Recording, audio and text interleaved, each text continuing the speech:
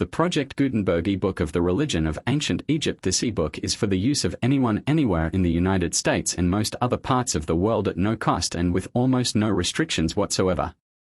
You may copy it, give it away or reuse it under the terms of the Project Gutenberg license included with this ebook or online at www.gutenberg.org. If you are not located in the United States, you will have to check the laws of the country where you are located before using this ebook. Title: The Religion of Ancient Egypt. Author: W. M. Flinders Petrie. Release date: May 31, 2009. Ebook number 29010. Most recently updated: January 5, 2021. Language: English. Credits: produced by Al Haynes. Start of the Project Gutenberg ebook The Religion of Ancient Egypt. Transcriber's note: refer to the more detailed notes at the end of this e-text for more information. Religions: Ancient and Modern Egyptian Gods. Petrie Collection. The Religion of Ancient Egypt by W. M. Flinders Petrie D.C. LL.D. Lit. D. Ph.D. T. R. S. F. B. A. F. S. A. Scott. Edwards Professor of Egyptology, University College, London. Archibald Constable and Co. Limited, 16, James Street, Haymarket, 1906, Edinburgh, T. N. A. Constable, Printers to His Majesty. Contents: Chap. Page I. The Nature of Gods. 1-2. The Nature of Man. 7-3. The Future Life. 12-4. Animal Worship. 20v. The Groups of Gods. Animal-Headed Gods. 28-6. The Human Gods. 37-7. The Cosmic Gods. 58. The Abstract Gods. 58-9. The Foreign Gods. 62x. The Cosmogony. 6711. The Ritual and Priesthood. 7012. The Sacred Books. 7613. Private Worship. 8114. Egyptian Ethics. 8615. The Influence of Egypt. 90 Index. 94 Principal Works on Egyptian Religion. Lanzone. Diccionario de Mitologia Egizia, 1881-86. 1312 pp. 408 pls. About 4 pounds second hand. The indispensable storehouse of facts and references. Weidman. Religion of the Ancient Egyptians, 1897. 307 pp. 73 figures. 12s. 6d. The best general view of the subject. Weidman. Article in supplement to Hastings's Dictionary of the Bible. Excellent outline. Weidman. Ancient Egyptian Doctrine of Immortality, 1895. 71 pp. 21 figures. 2 pls. 3s. Maspero. Dawn of Civilization, CPP 81-222, 1894. 25s. A popular outline by a master. Maspero. Etudes de Mythologie, 1893, 895 pp. Maspero. Inscriptions des Pyramids de Saqqara, 1894. 456 pp. 9 pl. Renouf. Book of the Dead, 1893-1902. 308 pp. 53 pl. 2 pounds. The Standard Translation with the Illustrations. Budge. Gods of the Egyptians, 1904. 908 pp. 131 figures. 98 pls. 3 pounds. 3s. Useful repertory, but illustrations not exact. Sayce. Religions of Ancient Egypt and Babylonia, 1902. 509 pp. 7s. 6d. Useful for comparative view. Petrie. Religion and Conscience in Ancient Egypt, 1898. 176 pp. 2s. 6d. A study of the nature of conscience and the tribal aspect of religion. The Religion of Ancient Egypt. Chapter 1. The Nature of Gods. Before dealing with the special varieties of the Egyptians' belief in gods, it is best to try to avoid a misunderstanding of their whole conception of the supernatural.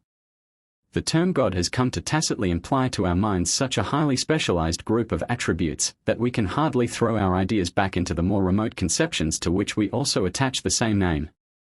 It is unfortunate that every other word for supernatural intelligences has become debased, so that we cannot well speak of demons, devils, ghosts, or fairies without implying a noxious or a trifling meaning, quite unsuited to the ancient deities that were so beneficent and powerful. If then we use the word God for such conceptions, it must always be with the reservation that the word has now a very different meaning from what it had to ancient minds. To the Egyptian the gods might be mortal, even Ra, the sun god, is said to have grown old and feeble, Osiris was slain, and Orion, the great hunter of the heavens, killed and ate the gods. The mortality of gods has been dwelt on by Dr. Fraser, Golden Bough, and the many instances of tombs of gods and of the slaying of the deified man who was worshipped, all show that immortality was not a divine attribute. Nor was there any doubt that they might suffer while alive. One myth tells how Ra, as he walked on earth, was bitten by a magic serpent and suffered torments. The gods were also supposed to share in a life like that of man, not only in Egypt but in most ancient lands. Offerings of food and drink were constantly supplied to them, in Egypt laid upon the altars, in other lands burnt for a sweet savor. At Thebes the divine wife of the god, or high priestess, was the head of the harem of concubines of the god, and similarly in Babylonia the chamber of the god with the golden couch could only be visited by the priestess who slept there for oracular responses.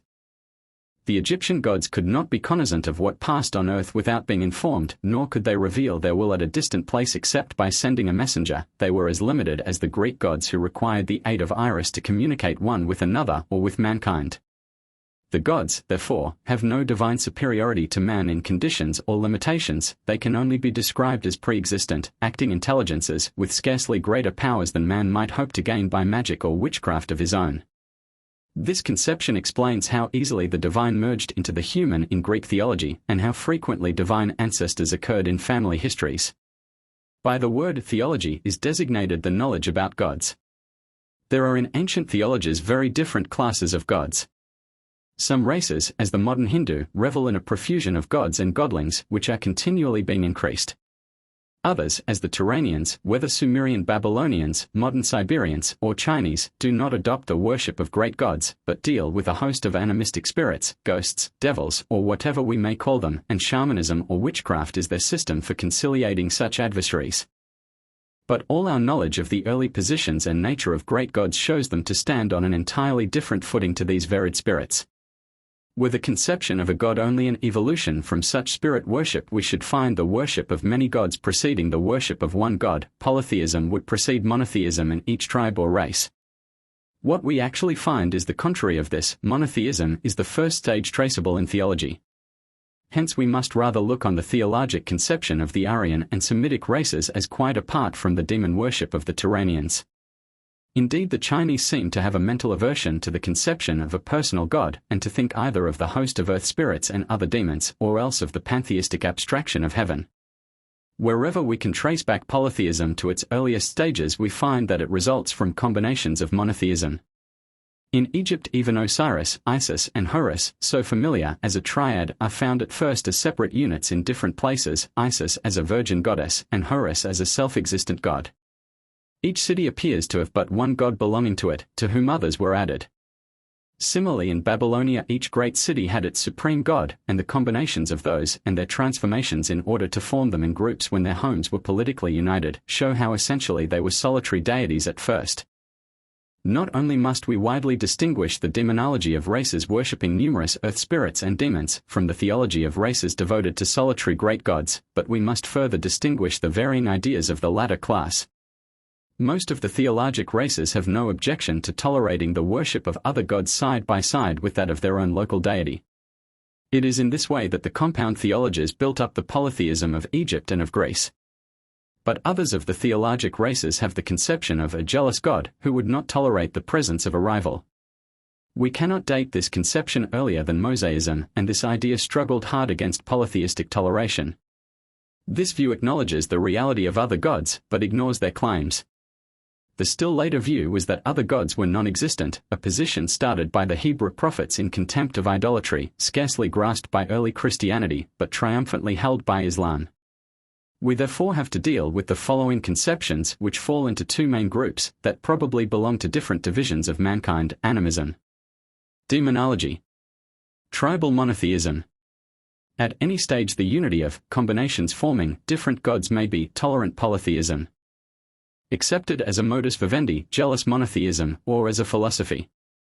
Sole monotheism. All of these require mention here, as more or less of each principle, both of animism and monotheism, can be traced in the innumerable combinations found during the 6,000 years of Egyptian religion, these combinations of beliefs being due to combinations of the races to which they belonged. Chapter 2 The nature of man. Before we can understand what were the relations between man and the gods, we must first notice the conceptions of the nature of man. In the prehistoric days of Egypt, the position and direction of the body was always the same in every burial. Offerings of food and drink were placed by it, figures of servants, furniture, even games, were included in the grave. It must be concluded therefore that it was a belief in immortality which gave rise to such a detailed ritual of the dead, though we have no written evidence upon this. So soon as we reach the age of documents, we find on tombstones that the person is denoted by the ku between the arms of the ka. From later writings it is seen that the ku is applied to a spirit of man, while the ka is not the body but the activities of sense and perception. Thus, in the earliest age of documents, two entities were believed to vitalize the body. The ka is more frequently named than any other part, as all funeral offerings were made for the ka. It is said that if opportunities of satisfaction in life were missed, it is grievous to the ka, and that the ka must not be annoyed needlessly, hence it was more than perception, and it included all that we might call consciousness. Perhaps we may grasp it best as the self, with the same variety of meaning that we have in our own word. The ka was represented as a human being following after the man. It was born at the same time as the man, but it persisted after death and lived in and about the tomb. It could act and visit other kas after death, but it could not resist the least touch of physical force. It was always represented by two upraised arms, the acting parts of the person. Beside the ka of man, all objects likewise had their kas, which were comparable to the human ka, and among these the ka lived. This view leads closely to the world of ideas permeating the material world in later philosophy. The ku is figured as a crested bird, which has the meaning of glorious or shining in ordinary use. The hadi is the physical heart, the chief organ of the body, also used metaphorically. The ran is the name which was essential to man, as also to inanimate things. Without a name nothing really existed. The knowledge of the name gave power over its owner. A great myth turns on Isis obtaining the name of Ra by stratagem and thus getting the two eyes of Ra, the sun and moon, for her son Horus. Both in ancient and modern races the knowledge of the real name of a man is carefully guarded, and often secondary names are used for secular purposes. It was usual for Egyptians to have a great name and a little name. The great name is often compounded with that of a god or a king, and was very probably reserved for religious purposes, as it is only found on religious and funerary monuments. We must not suppose by any means that all of these parts of the person were equally important, or were believed in simultaneously.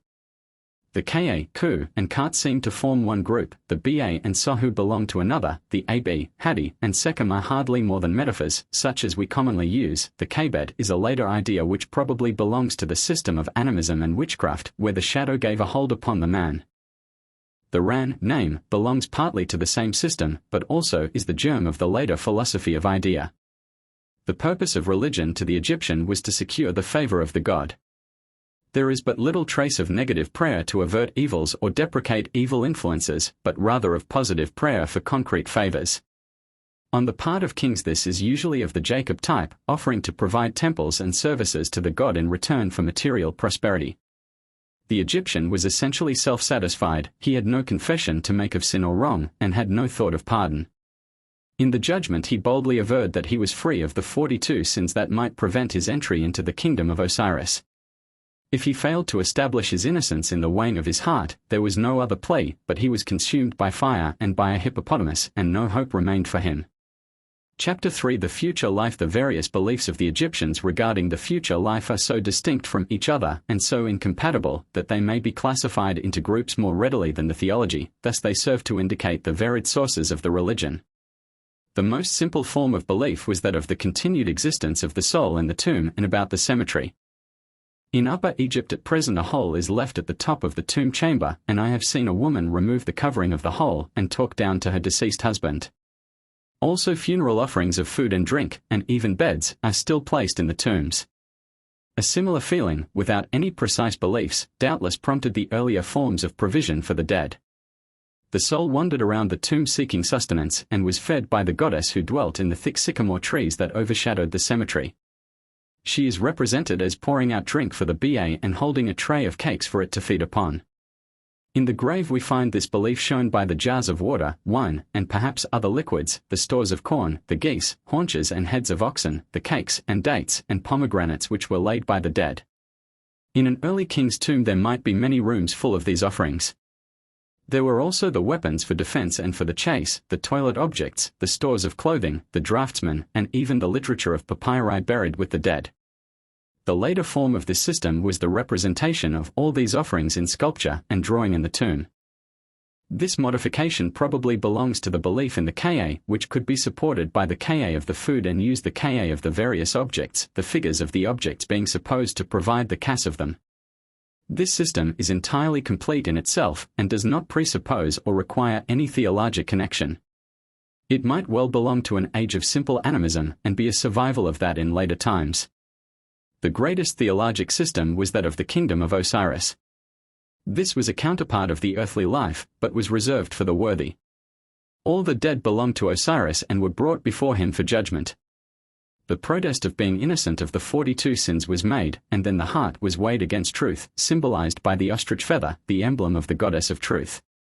From this feather, the emblem of lightness, being placed against the heart in weighing, it seems that sins were considered to weigh down the heart, and its lightness required to be proved.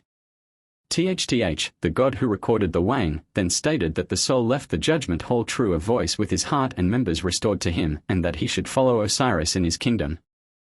This kingdom of Osiris was at first thought of as being in the marshlands of the delta. When these became familiar, it was transferred to Syria and finally to the northeast of the sky, where the Milky Way became the heavenly Nile. The main occupation in this kingdom was agriculture. As on earth, the souls plowed the land, sowed the corn, and reaped the harvest of heavenly maize, taller and fatter than any of this world. In this land they rode on the heavenly streams, they sat in shady arbors and played the games which they had loved. But the cultivation was a toil, and therefore it was to be done by numerous serfs. In the beginning of the monarchy it seems that the servants of the king were all buried around him to serve him in the future. From the 2nd to the 12th dynasty we lose sight of this idea, and then we find slave figures buried in the tombs. These figures were provided with the hoe for tilling the soil, the pick for breaking the clods, a basket for carrying the earth, a pot for watering the crops, and they were inscribed with an order to respond for their master when he was called on to work in the fields. In the 18th dynasty the figures sometimes have actual tool models buried with them, but usually the tools are in relief or painted on the figure. This idea continued until the less material view of the future life arose in Greek times. Then the deceased man was said to have gone to Osiris in such a year of his age, but no slave figures were laid with him. This view of the future is complete in itself and is appropriately provided for in the tomb. A third view of the future life belongs to an entirely different theologic system, that of the progress of the sun god Ra. According to this the soul went to join the setting sun in the west and prayed to be allowed to enter the boat of the sun in the company of the gods, thus it would be taken along in everlasting light and saved from the terrors and demons of the night over which the sun triumphed. No occupations were predicated of this future, simply to rest in the divine company was the entire purpose, and the successful repelling of the powers of darkness in each hour of the night by means of spells was the only activity. To provide for the soul a journey a model boat was placed in the tomb with the figures of boatmen, to enable the dead to sail with the sun, or to reach the solar bark. This view of the future implied a journey to the west, and hence came the belief in the soul setting out to cross the desert westward. We find also an early god of the dead, Kentamenti, he who is in the west, probably arising from this same view. This god was later identified with Osiris when the fusion of the two theories of the soul arose. At Abydos Kentamenti only is named at first, and Osiris does not appear until later times, though that cemetery came to be regarded as specially dedicated to Osiris. Now in all these views that we have named there is no occasion for preserving the body. It is the ba that is fed in the cemetery, not the body. It is an immaterial body that takes part in the kingdom of Osiris in the sky. It is an immaterial body that can accompany the gods in the boat of the sun. There is so far no call to conserve the body by the peculiar mummification which first appears in the early dynasties. The dismemberment of the bones and removal of the flesh, which was customary in the prehistoric times and survived down to the 5th dynasty, would accord with any of these theories, all of which were probably pre-dynastic. But the careful mummifying of the body became customary only in the 3rd or 4th dynasty and is therefore later than the theories that we have noticed. The idea of thus preserving the body seems to look forward to some later revival of it on earth, rather than to a personal life immediately after death. The funeral accompaniment of this view was the abundance of amulets placed on various parts of the body to preserve it. A few amulets are found worn on a necklace or bracelet in early times, but the full development of the amulet system was in the 26th to 30th dynasties. We have tried to disentangle the diverse types of belief by seeing what is incompatible between them. But in practice we find every form of mixture of these views in most ages. In the prehistoric times the preservation of the bones, but not of the flesh, was constant, and food offerings show that at least the theory of the soul wandering in the cemetery was familiar. Probably the Osiris theory is also of the later prehistoric times, as the myth of Osiris is certainly older than the dynasties. The Ra worship was associated specially with Heliopolis and may have given rise to the union with Ra also before the dynasties, when Heliopolis was probably a capital of the kings of Lower Egypt. The boats figured on the prehistoric tomb at Hierakonpolis bear this out. In the 1st dynasty there is no mummy known, funeral offerings abound, and the Ku and Ka are named. Our documents do not give any evidence, then, of the Osiris and Ra theories. In the Pyramid period the king was called the Osiris, and this view is the leading one in the pyramid inscriptions, yet the Ra theory is also incompatibly present. The body is mummified, but funeral offerings of food seem to have much diminished. In the 18th and 19th dynasties the Ra theory gained ground greatly over the Osirian, and the basis of all the views of the future is almost entirely the union with Ra during the night and day. The mummy and amulet theory was not dominant, but the funeral offerings somewhat increased. The 26th dynasty almost dropped a Ra theory. The Osirian kingdom and its population of slave figures is the most familiar view, and the preservation of the body by amulets was essential. Offerings of food rarely appear in these later times. This dominance of Osiris leads on to the anthropomorphic worship, which interacts on the growth of Christianity, as we shall see further. Lastly, when all the theologic views of the future had perished, the oldest idea of all, food, drink, and rest for the dead, has still kept its hold upon the feelings of the people in spite of the teachings of Islam. Chapter 4 Animal Worship. The worship of animals has been known in many countries, but in Egypt it was maintained to a later pitch of civilization than elsewhere, and the mixture of such a primitive system with more elevated beliefs seemed as strange to the Greek as it does to us. The original motive was a kinship of animals with man, much like that underlying the system of totems. Each place or tribe had its sacred species that was linked with the tribe. The life of the species was carefully preserved, excepting in the one example selected for worship, which after a given time was killed and sacramentally eaten by the tribe. This was certainly the case with the bull at Memphis and the ram at Thebes. That it was the whole species that was sacred, at one place or another, is shown by the penalties for killing any animal of the species, by the wholesale burial and even mummifying of every example, and by the plural form of the names of the gods later connected with the animals, Heru, hawks, Khnumu, rams, etc. In the prehistoric times the serpent was sacred. Figures of the coiled serpent were hung up in the house and worn as an amulet. Similarly in historic times a figure of the Agathidemon serpent was placed in a temple of Amenhotep III at Benha. In the 1st dynasty the serpent was figured in pottery as a fender round the hearth. The hawk also appears in many pre-dynastic figures, large and small, both worn on the person and carried as standards. The lion is found both in life-size temple figures, lesser objects of worship, and personal amulets. The scorpion was similarly honored in the prehistoric ages. It is difficult to separate now between animals which were worshipped quite independently and those which were associated as emblems of anthropomorphic gods. Probably we shall be right in regarding both classes of animals as having been sacred at a remote time, and the connection with the human form as being subsequent. The ideas connected with the animals were those of their most prominent characteristics, hence it appears that it was for the sake of the character that each animal was worshipped, and not because of any fortuitous association with a tribe. The baboon was regarded as the emblem of Tahuti, the god of wisdom. The serious expression and human ways of the large baboons are an obvious cause for their being regarded as the wisest of animals. Tahuti is represented as a baboon from the 1st dynasty down to late times, and 4 baboons were sacred in his temple at Hermopolis. These 4 baboons were often portrayed as adoring the sun. This idea is due to their habit of chattering at sunrise. The lioness appears in the compound figures of the goddesses Sekhet, Bast, Mahis, and Tefnut. In the form of Sekhet, the lioness is the destructive power of Ra, the sun. It is Sekhet who, in the legend, destroys mankind from Heracleopolis to Heliopolis at the bidding of Ra. The other lioness goddesses are probably likewise destructive or hunting deities. The lesser Felidae also appear. The cheetah and serval are sacred to Hathor in Sinai. The small cats are sacred to Bast, especially at Speos, Artemidos and Bubastis. The bull was sacred in many places, and his worship underlay that of the human gods, who were said to be incarnated in him. The idea is that of the fighting power, as when the king is figured as a bull trampling on his enemies, and the reproductive power, as in the title of the self-renewing gods, bull of his mother. The most renowned was the happy or Apis bull of Memphis, in whom Petar was said to be incarnate, and who was Osirified and became the Osir happy. This appears to have originated the great Ptolemaic god Serapis, as certainly the mausoleum of the bulls was the Serapeum of the Greeks. Another bull of a more massive breed was the Yormer or Nevis of Heliopolis, in whom Ra was incarnate.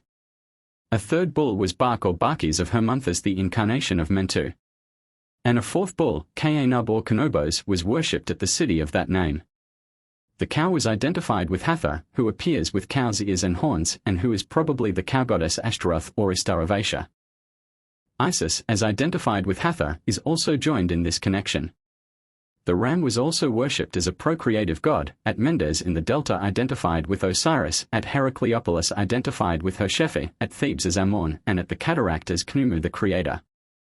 The association of the ram with Amon was strongly held by the Ethiopians, and in the Greek tale of Nectanebo, the last pharaoh, having by magic visited Olympias and become the father of Alexander, he came as the incarnation of Amon wearing the ram skin. The hippopotamus was the goddess Tayot, the Great One, the patroness of pregnancy, who is never shown in any other form. Rarely this animal appears as the emblem of the god Set. The jackal haunted the cemeteries on the edge of the desert, and so came to be taken as the guardian of the dead, and identified with Anubis, the god of departing souls. Another aspect of the jackal was as the maker of tracks in the desert. The jackal paths are the best guides to practicable courses, avoiding the valleys and precipices, and so the animal was known as Upuat, the opener of ways, who showed the way for the dead across the western desert. Species of dogs seem to have been held sacred and mummified on merely the general ground of confusion with the jackal. The ichneumon and the shrew mouse were also held sacred, though not identified with a human god. The hawk was the principal sacred bird, and was identified with Horus and Ra, the sun god. It was mainly worshipped at Edfu and Hierakonpolis. The souls of kings were supposed to fly up to heaven in the form of hawks, perhaps due to the kingship originating in the Hawk district in Upper Egypt. Sika, the god of the dead, appears as a mummified hawk, and on his boat are many small hawks, perhaps the souls of kings who have joined him. The mummy hawk is also Sopdu, the god of the east.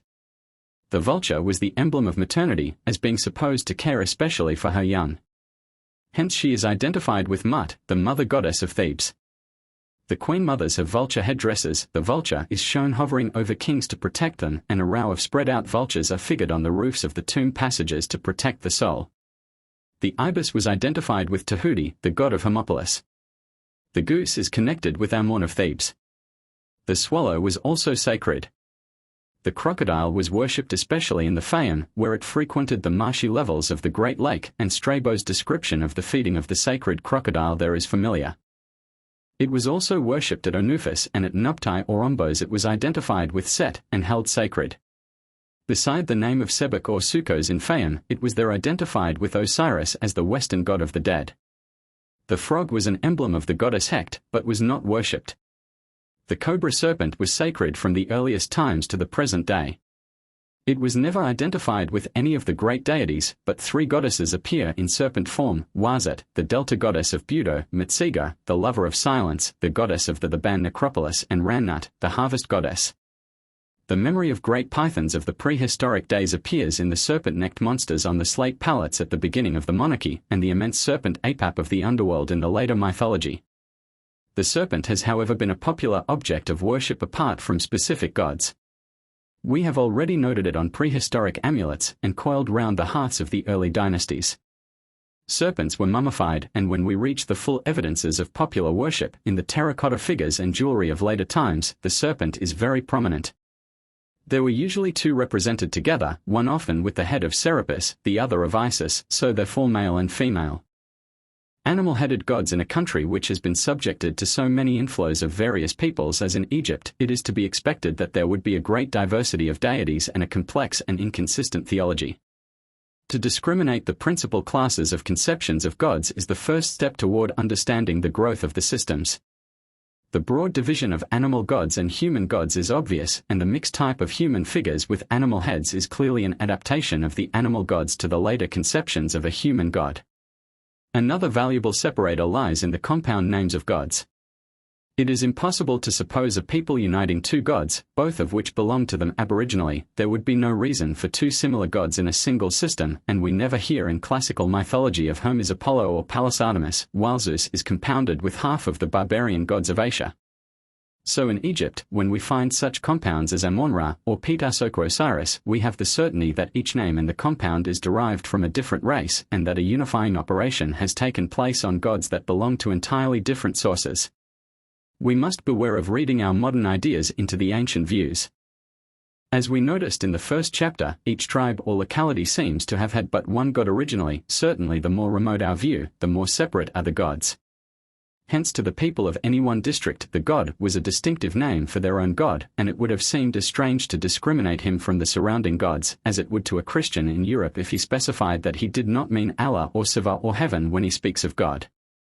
Hence we find generic descriptions used in place of the god's name, as a Lord of Heaven, or Mistress of Turquoise, while it is certain that specific gods as Osiris or Hathor are in view.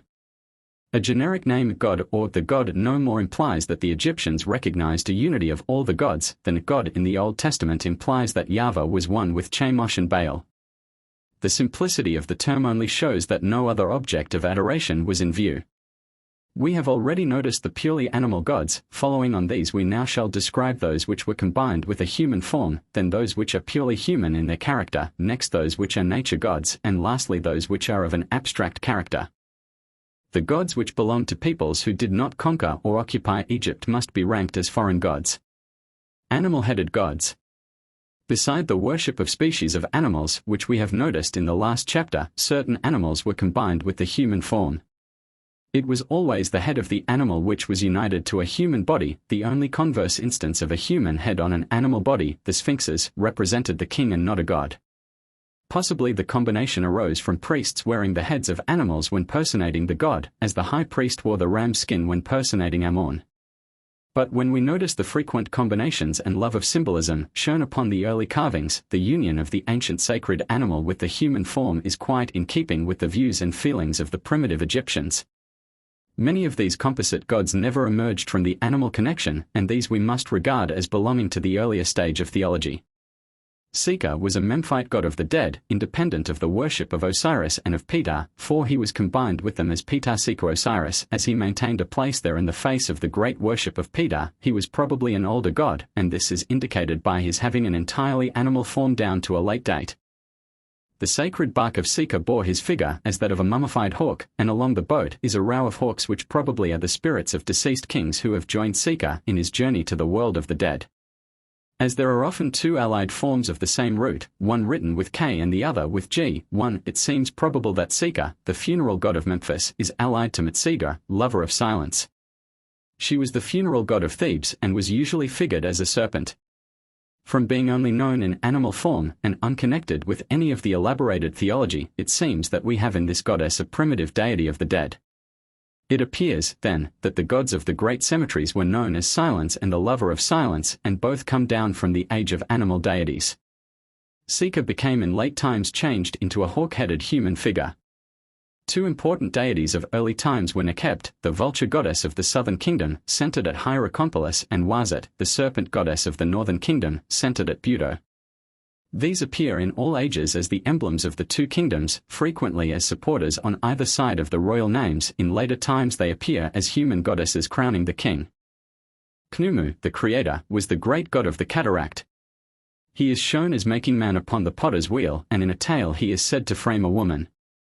He must belong to a different source from that of Ptah or Ra, and was the creative principle in the period of animal gods, as he is almost always shown with the head of a ram.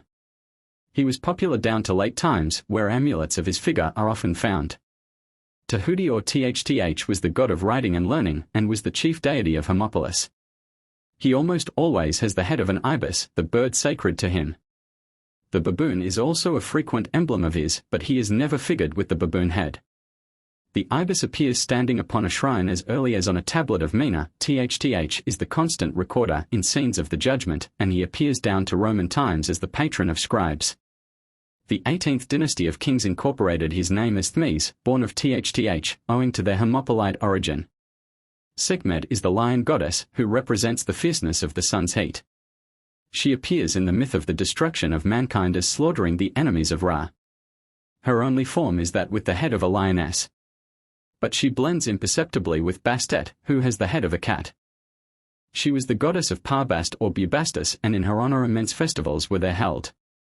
Her name is found in the beginning of the Pyramid times, but her main period of popularity was that of the Shishaks who ruled from Bubastis, and in the later times images of her were very frequent as amulets.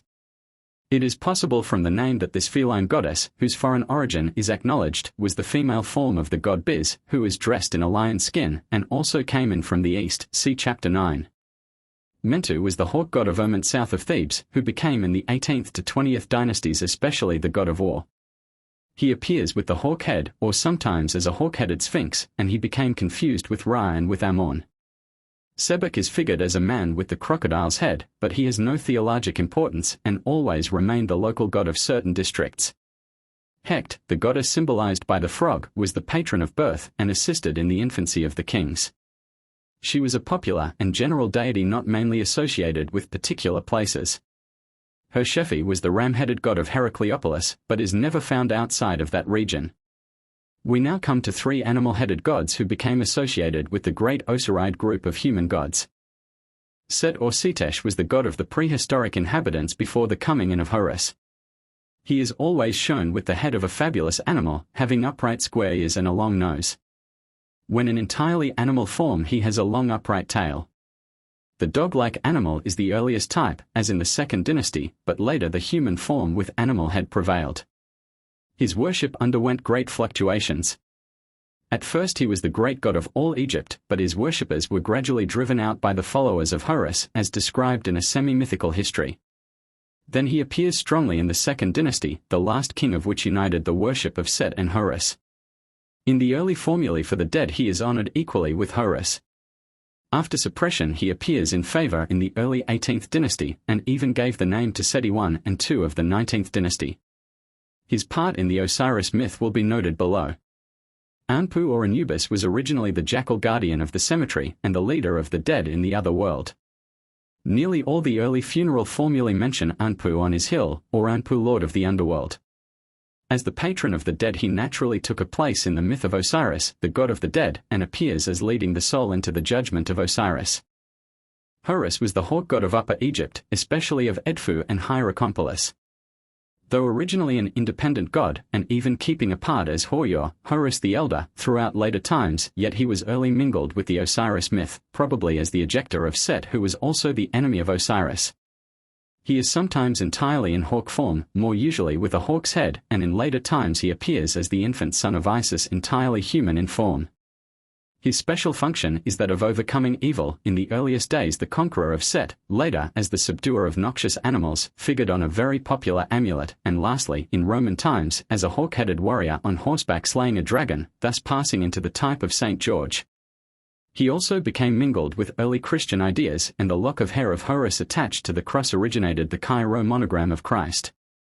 We have now passed briefly over the principal gods which combine the animal and human forms.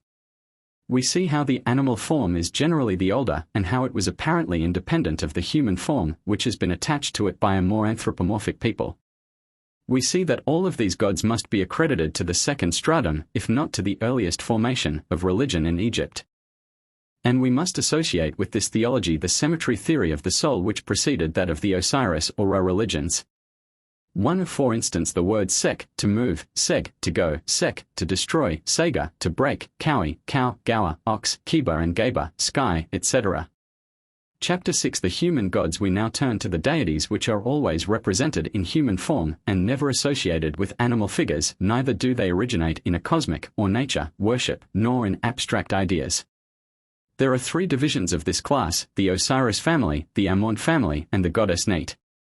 Osiris, Asa or Asir, is the most familiar figure of the pantheon, but it is mainly on late sources that we have to depend for the myth, and his worship was so much adapted to harmonize with other ideas that care is needed to trace his true position. The Osiride portions of the Book of the Dead are certainly very early and precede the solar portions, though both views were already mingled in the pyramid texts. We cannot doubt but that the Osiris worship reaches back to the prehistoric age. In the earliest tombs offering to Anubis is named, for whom Osiris became substituted in the 5th and 6th dynasties.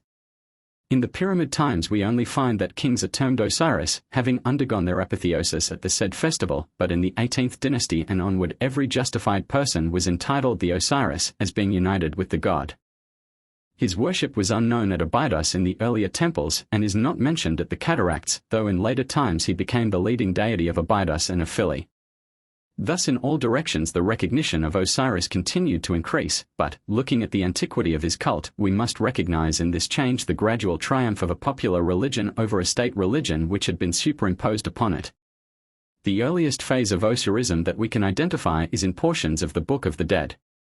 These assume the kingdom of Osiris and a judgment preceding admission to the blessed future. The completely human character of Osiris and his family are implied, and there is no trace of animal or nature worship belonging to him.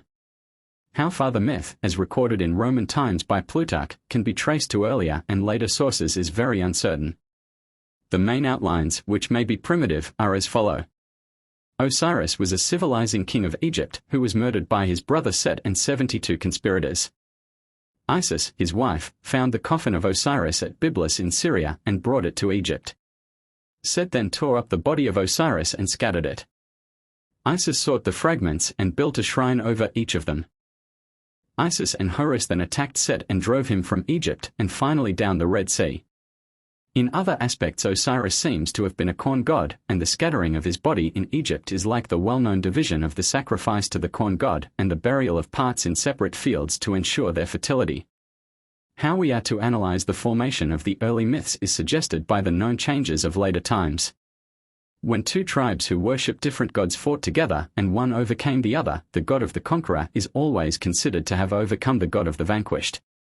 The struggle of Horus and Set is expressly stated on the temple of Edfu to have been a tribal war, in which the followers of Horus overcame those of Set, established garrisons and forges at various places down the Nile Valley, and finally ousted the Set party from the whole land. We can hardly therefore avoid reading the history of the animosities of the gods as being the struggles of their worshippers. If we try to trace the historic basis of the Osiris myth, we must take into account the early customs and ideas among which the myths arose. The cutting up of the body was the regular ritual of the prehistoric people, and even as late as the 5th dynasty, the bones were separately treated and even wrapped up separately when the body was reunited for burial. We must also notice the apotheosis festival of the king, which was probably his sacrificial death and union with the god in the prehistoric age. The course of events which might have served as the basis for the Osiris myth may then have been somewhat as follows. Osiris was the god of a tribe which occupied a large part of Egypt. The kings of this tribe were sacrificed after 30 years' reign, like the killing of kings at fixed intervals elsewhere, and they thus became the Osiris himself.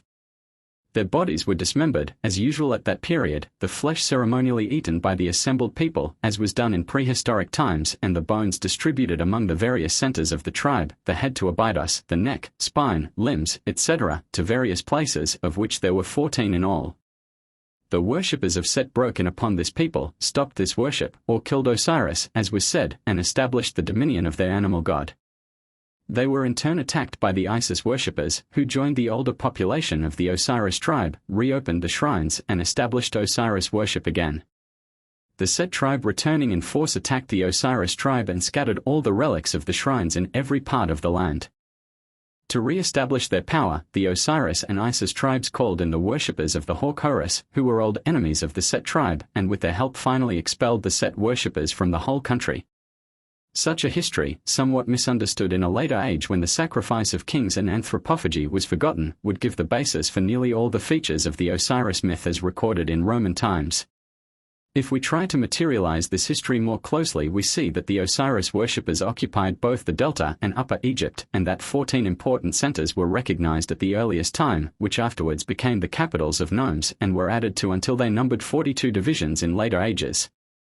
Set was the god of the Asiatic invaders who broke in upon this civilization, and about a quarter through the long ages of the prehistoric culture, perhaps 7500 BC, we find material evidences of considerable changes brought in from the Arabian or Semitic side.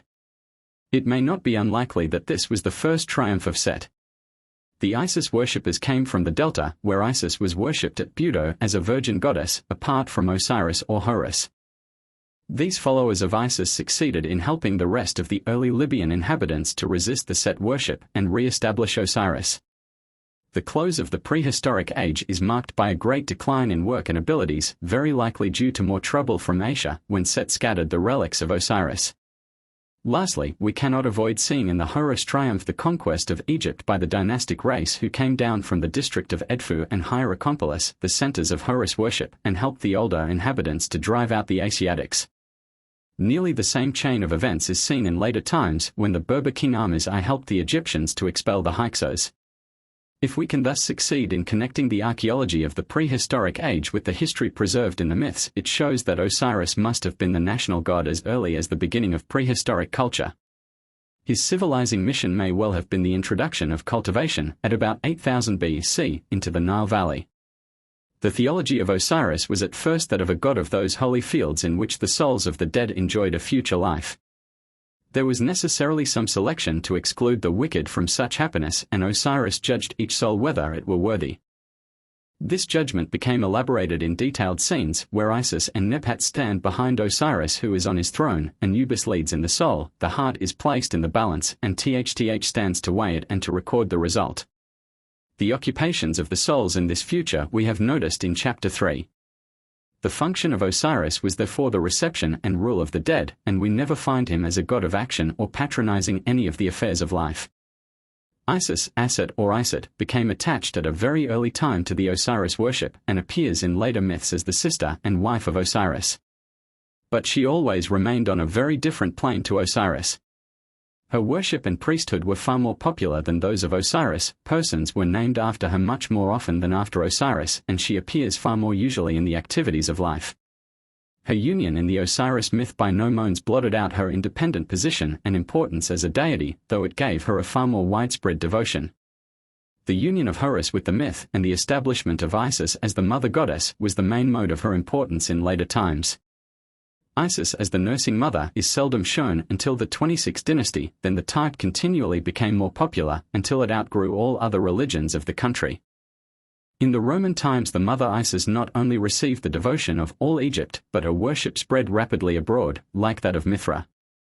It became the popular devotion of Italy, and, after a change of name due to the growth of Christianity, she has continued to receive the adoration of a large part of Europe down to the present day as the Madonna.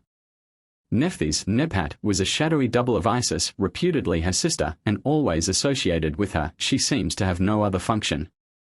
Her name, Mistress of the Palace, suggests that she was the consort of Osiris at the first, as a necessary but passive complement in the system of his kingdom.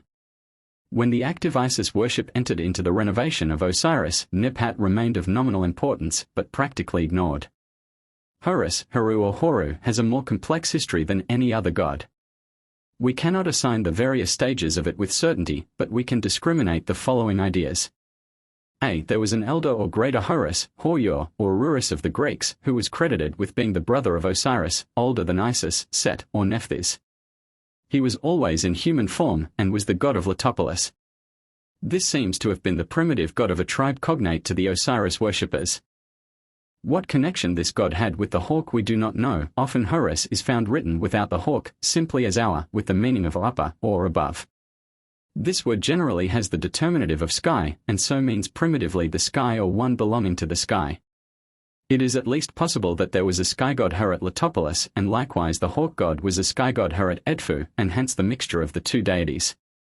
B. The hawk god of the south, at Edfu and Hierakonpolis, became so firmly embedded in the myth as the avenger of Osiris, that we must accept the southern people as the ejectors of the Set tribe.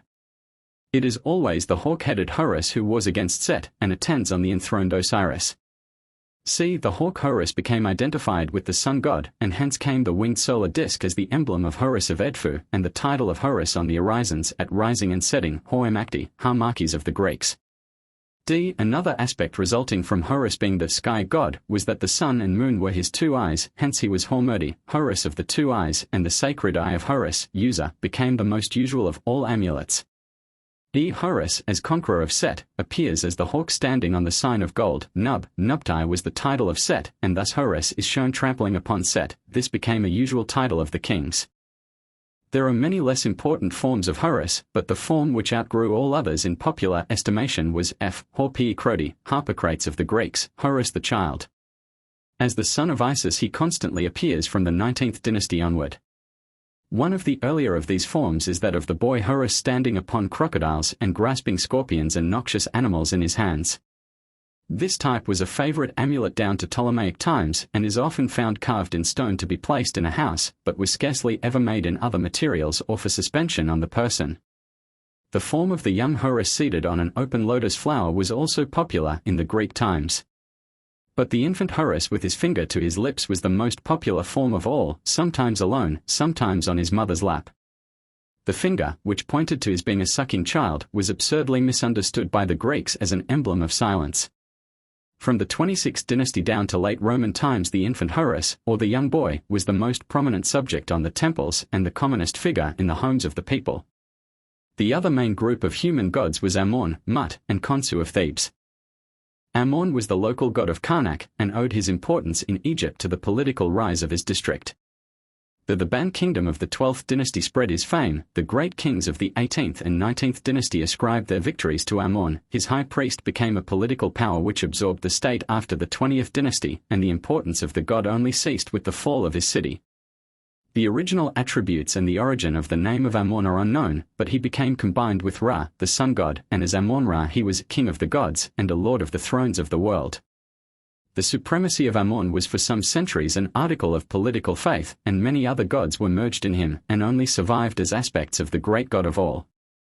The queens were the high priestesses of the god, and he was the divine father of their children, the kings being only incarnations of Amon in their relation to the queens. Mut, the Great Mother, was the goddess of Thebes and hence the consort of Amon. She is often shown as leading and protecting the kings, and the queens appear in the character of this goddess. Little is known about her otherwise, and she disappears in the later theology.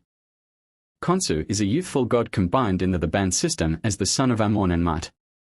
He is closely parallel to Tth as being a god of time, as a moon god, and of science, the executor of plans. A large temple was dedicated to him at Karnak, but otherwise he was not of religious importance. Neat was a goddess of the Libyan people, but her worship was firmly implanted by them in Egypt. She was a goddess of hunting and of weaving, the two arts of a nomadic people. Her emblem was a distaff with two crossed arrows, and her name was written with a figure of a weaver's shuttle. She was adored in the first dynasty, when the name Merniat, loved by Neat, occurs, and her priesthood was one of the most usual in the Pyramid period.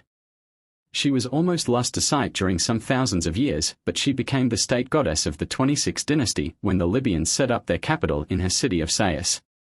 In later times she again disappears from customary religion. Chapter 7 The Cosmic Gods. The gods which personify the sun and sky stand apart in their essential idea from those already described, although they were largely mixed and combined with other classes of gods. So much did this mixture pervade all the later views that some writers have seen nothing but varying forms of sun worship in Egyptian religion. It will have been noticed, however, in the previous chapters what a large body of theology was entirely apart from the sun worship, while here we treat the latter as separate from the other elements with which it was more or less combined. Ra was the great sun god, to whom every king pledged himself, by adopting on his accession a motto title embodying the god's name, such as Ra-Menkau, Ra established the Kas, Ra-Si-Hotep-Ab, Ra satisfies the heart, Ra-Netmat, Ra is the Lord of truth, and these titles were those by which the king was best known ever after. This devotion was not primitive, but began in the 4th dynasty, and was established by the 5th dynasty being called Sons of Ra, and every later king having the title Son of Ra before his name. The obelisk was the emblem of Ra, and in the 5th dynasty a great obelisk temple was built in his honor at Abu-Sur, followed also by others. Heliopolis was the center of his worship, where Senusert in the 12th dynasty rebuilt the temple and erected the obelisks, one of which is still standing. But Ra was preceded there by another sun god Atmu, who was the true god of the known, and Ra, though worshipped throughout the land, was not the aboriginal god of any city. In Heliopolis he was attached to Atmu, at Thebes attached to Amen. These facts point to Ra having been introduced into Egypt by a conquering people after the theologic settlement of the whole land. There are many suggestions that the Ra worshippers came in from Asia and established their rule at Heliopolis. The title of the ruler of that place was the Hek, a Semitic title, and the Hek scepter was the sacred treasure of the temple. The spirits of Heliopolis were specially honored, an idea more Babylonian than Egyptian. This city was a center of literary learning and of theologic theorizing which was unknown elsewhere in Egypt, but familiar in Mesopotamia.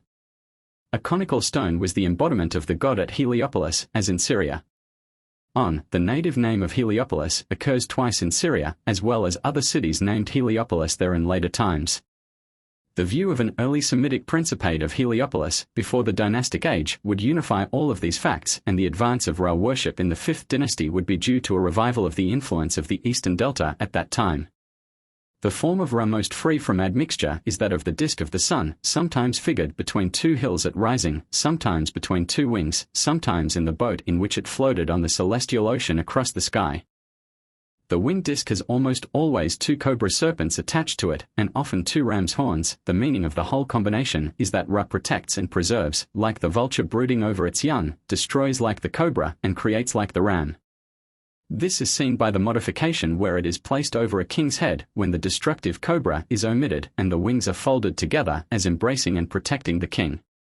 This disk form is connected with the hawk god by being placed over the head of the hawk, and this in turn is connected with the human form by the disk resting on the hawk-headed man, which is one of the most usual types of Ra.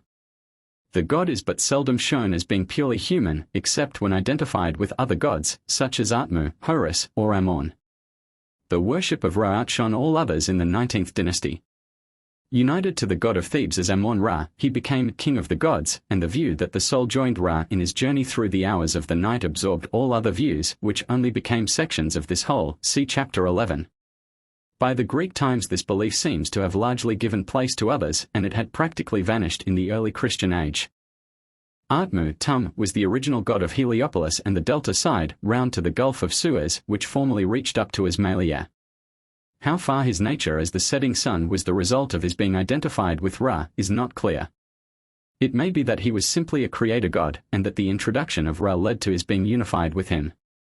Those who take the view that the names of gods are connected with tribes, as Set and Sudi, and Uc and Anak, might well claim that Atmu or Atum belonged to the land of Aduma or Etham. Khepra has no local importance, but is named as the morning sun. He was worshipped about the time of the 19th dynasty. Aten was a conception of the sun entirely different to Ra. No human or animal form was ever attached to it, and the adoration of the physical power and action of the sun was the sole devotion. So far as we can trace, it was a worship entirely apart and different from every other type of religion in Egypt, and the partial information that we have about it does not, so far, show a single flaw in a purely scientific conception of the source of all life and power upon earth. The Aten was the only instance of a jealous god in Egypt, and this worship was exclusive of all others and claims universality. There are traces of it shortly before Amonhotep. He showed some devotion to it, and it was his son who took the name of Akhenaten, the glory of the Aten, and tried to enforce this as the sole worship of Egypt. But it fell immediately after, and is lost in the next dynasty. The sun is represented as radiating its beams on all things, and every beam ends in a hand which imparts life and power to the king and to all else. In the hymn to the Aten, the universal scope of this power is proclaimed as the source of all life and action, and every land and people are subject to it, and owe to it their existence and their allegiance. No such grand theology had ever appeared in the world before, so far as we know, and it is the forerunner of the later monotheist religions, while it is even more abstract and impersonal, and may well rank as a scientific theism. Anna was the local god of Thinis in Upper Egypt, and Sebenidos in the Delta, a human sun god. His name is a mere epithet, he who goes in heaven, and it may well be that this was only a title of Ra, who was thus worshipped at these places. Sobtu was the god of the eastern desert, and he was identified with the cone of glowing zodiacal light which precedes the sunrise. His emblem was a mummified hawk, or a human figure. Nut, the embodiment of heaven, is shown as a female figure dotted over with stars. She was not worshipped nor did she belong to any one place, but was a cosmogonic idea. Seb, the embodiment of the earth, is figured as lying on the ground while Nut bends over him. He was the prince of the gods, the power that went before all the later gods, the superseded Saturn of Egyptian theology. He is rarely mentioned and no temples were dedicated to him, but he appears in the cosmic mythology. It seems, from their positions, that very possibly Seb and Nut were the primeval gods of the Aborigines of Hottentot type, before the Osiris worshippers of European type ever entered the Nile Valley. Shu is the god of space, who lifted up Nut from off the body of Seb. He was often represented, especially in late amulets. Possibly it was believed that he would likewise raise up the body of the deceased from earth to heaven.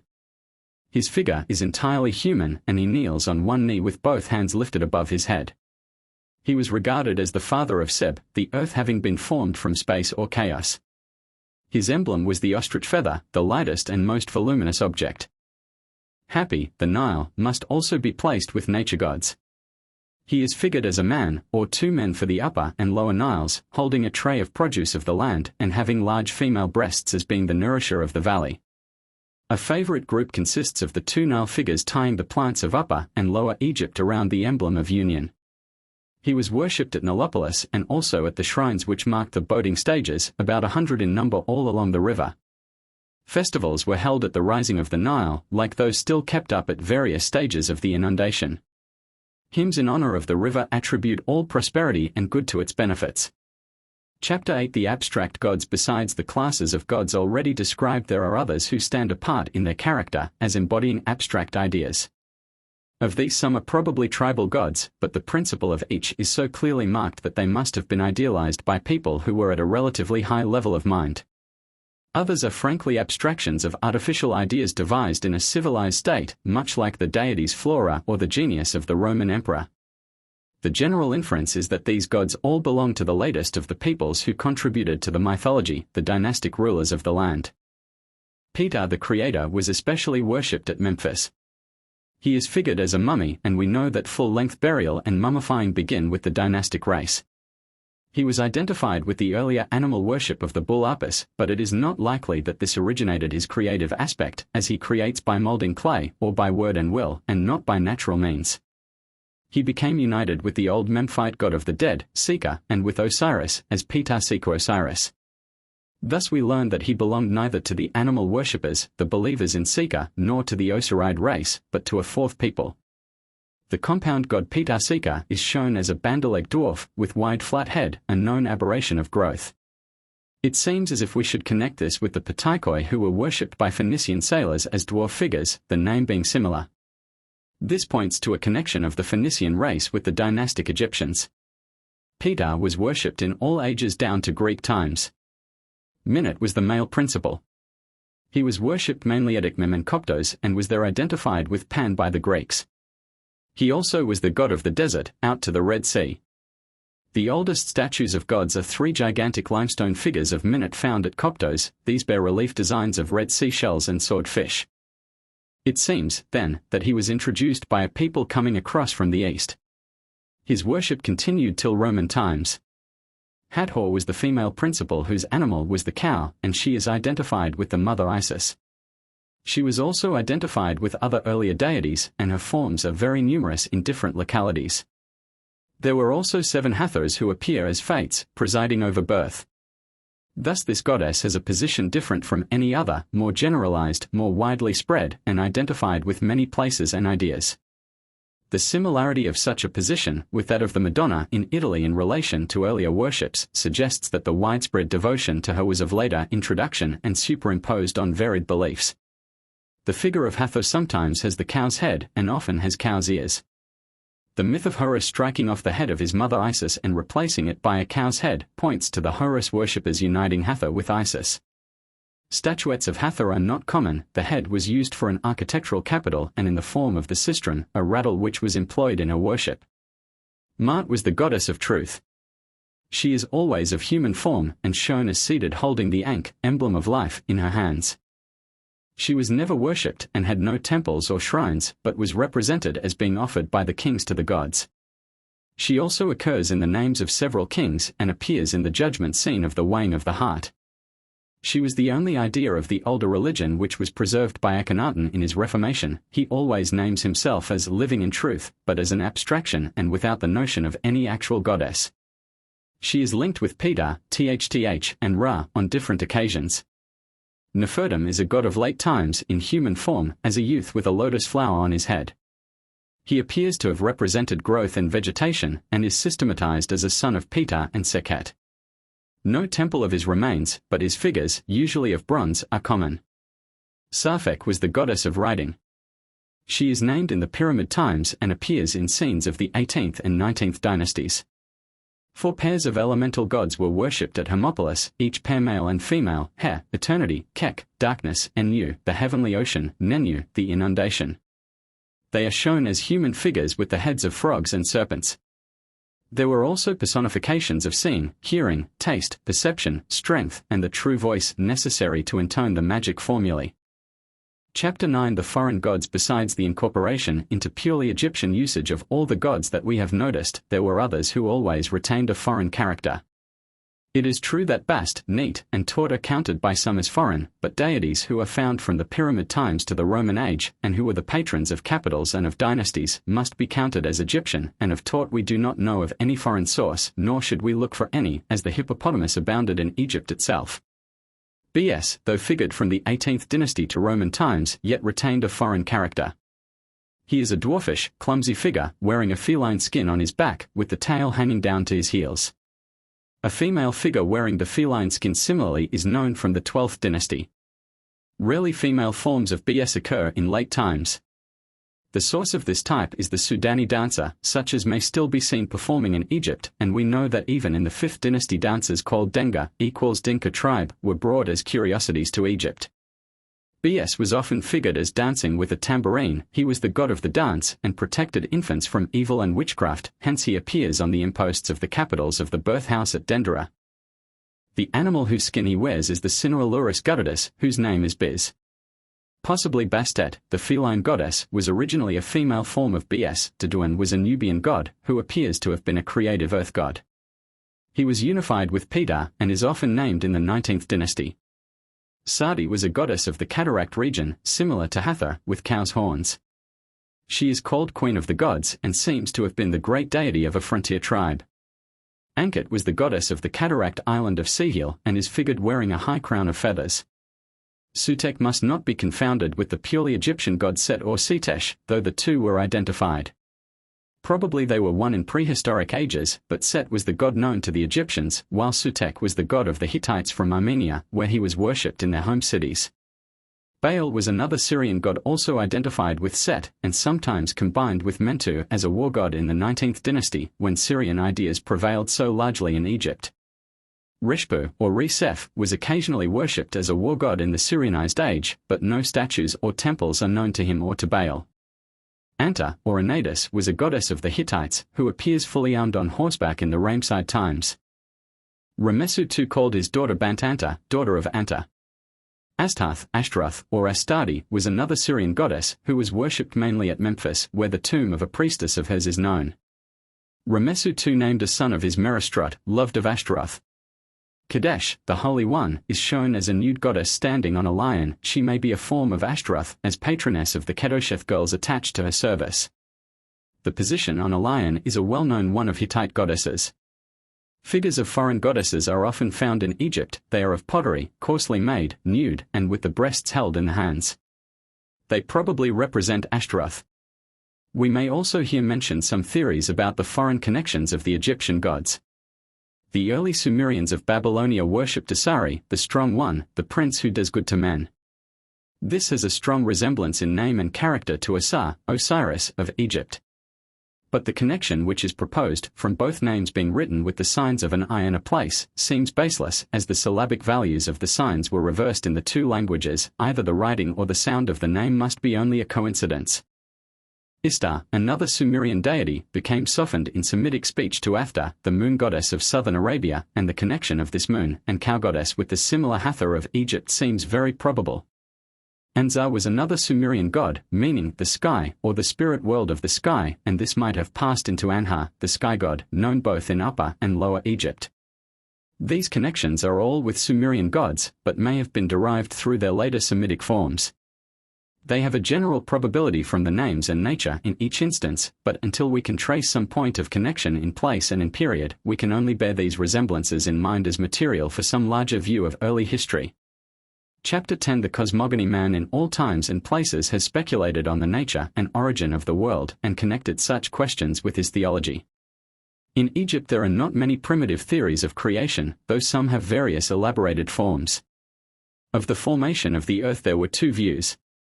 One, that it had been brought into being by the word of a god, who when he uttered any name caused the object thereby to exist. Thth is the principal creator by this means, and this idea probably belongs to a period soon after the age of the animal gods. 2. The other view is that Peter framed the world as an artificer with the aid of 8 Khnumu, or earth gnomes.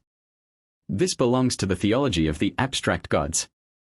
The primitive people seem to have been content with the eternity of matter and only personified nature when they described space, Shu, as separating the sky, Nut, from the earth, Seb. This is akin to the separation of chaos into sky and sea in Genesis. The sun is called the egg laid by the primeval goose, and in later time this was said to be laid by a god, or modelled by Peter. Evidently this goose egg is a primitive tale which was adapted to later theology. The sky is said to be upheld by 4 pillars. These were later connected with the gods of the 4 quarters, but the primitive 4 pillars were represented together, with the capitals one over the other, in the sign Dad, the emblem of stability. These may have belonged to the Osiris cycle, as he is lord of the pillars, Dadu, and his center in the delta was named Dadu from the pillars. The setting up of the pillars or Dad emblem was a great festival in which the kings took part, and which is often represented.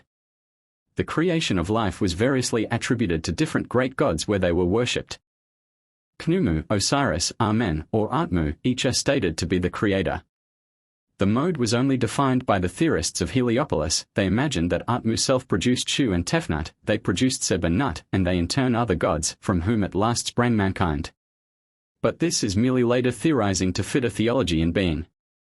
The cosmogonic theories, therefore, were by no means important articles of belief, but rather assumptions of what the gods were likely to have done similar to the acts of men. The creation by the word is the most elevated idea and is parallel to the creation in Genesis. The conception of the nature of the world was that of a great plain, over which the sun passed by day, and beneath which it travelled through the hours of night. The movement of the sun was supposed to be that of floating on the heavenly ocean, figured by its being in a boat, which was probably an expression for its flotation. The elaboration of the nature of the regions through which the sun passed at night essentially belongs to the Ra theology, and only recognizes the kingdom of Osiris by placing it in one of the hours of night. The old conception of the dim realm of the cemetery god Seeker occupies the 4th and 5th hours, the 6th hour is an approach to the Osiride region, and the 7th hour is the kingdom of Osiris. Each hour was separated by gates, which were guarded by demons who needed to be controlled by magic formulae. Chapter 11 The ritual and priesthood. The accounts which we have of the temple ritual are of the later periods, and we must look to the buildings themselves to trace differences in the system. The oldest form of shrine was a wicker hut, with tall poles forming the sides of the door. In front of this extended an enclosure which had 2 poles with flags on either side of the entrance. In the middle of the enclosure or court was a staff bearing the emblem of the god.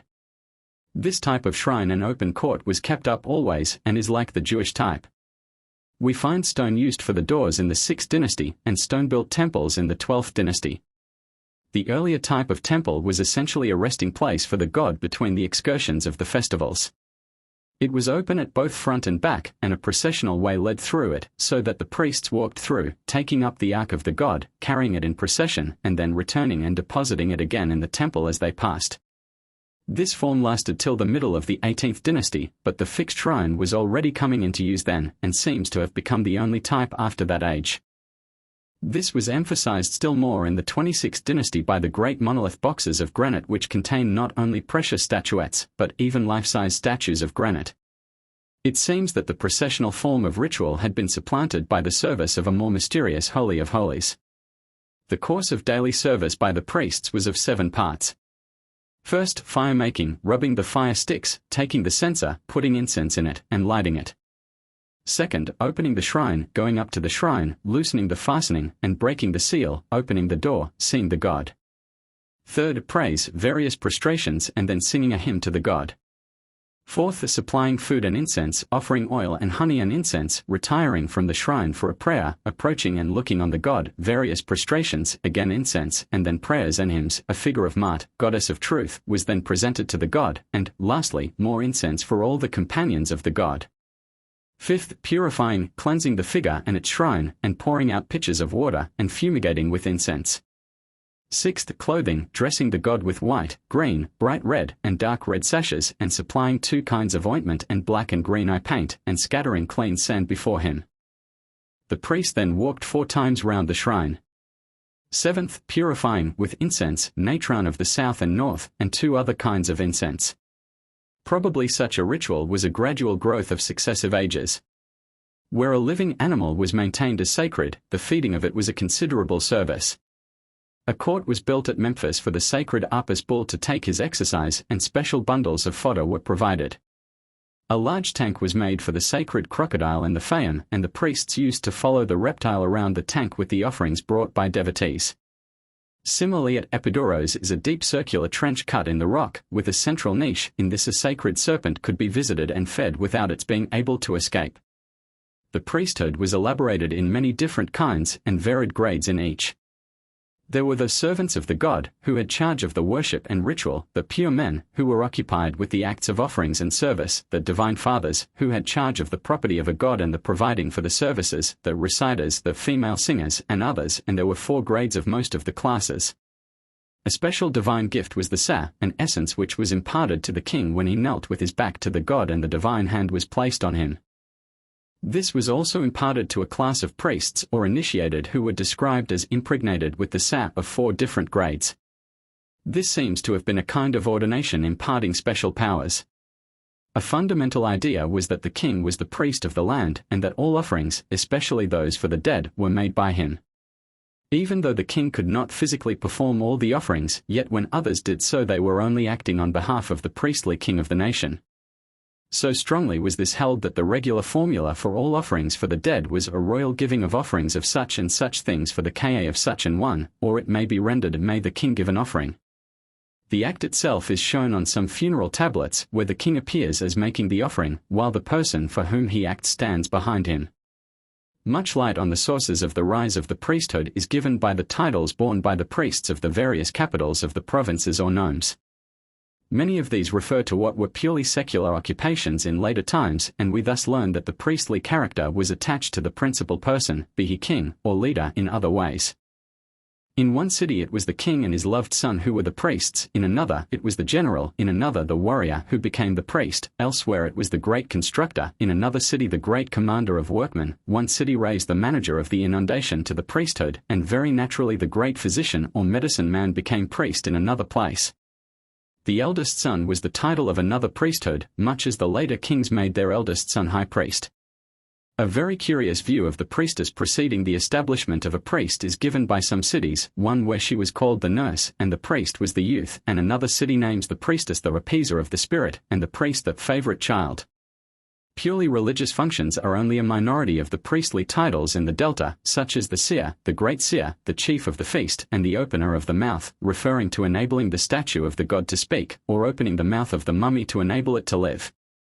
A full analysis of the priestly titles would give a picture of the society in which priesthood arose, but it is a subject which has not been systematically studied. Chapter 12 The sacred books in the latest age of ancient Egypt. The religious writings were largely translated into Greek, at a time when they were studied and collected as embodying the ideas of a world which was already fading away. This venerated past kept its hold on the imagination as containing mystic powers of compelling the unseen, and strange travesties of ancient formulae, the efficacy of which could not be rivaled by any later writings which were baldly intelligible. There were 4 main classes of writings on theology, ritual, science, and medicine. Though the late compilations have almost entirely perished, yet we can gather their nature from the portions of the original documents which are preserved from earlier times. The most popular work in the later dynasties was that which has been called the Book of the Dead by modern writers. We must not conceive of it as a bound-up whole, like our Bible, but rather as an incongruous accumulation of charms and formulae, parts of which were taken at discretion by various scribes according to local or individual tastes. No single papyrus contains even the greater part of it, and the choice made among the heterogeneous material is infinitely varied. The different sections have been numbered by modern editors, starting with the order found in some of the best examples, and more than 200 such chapters are recognized.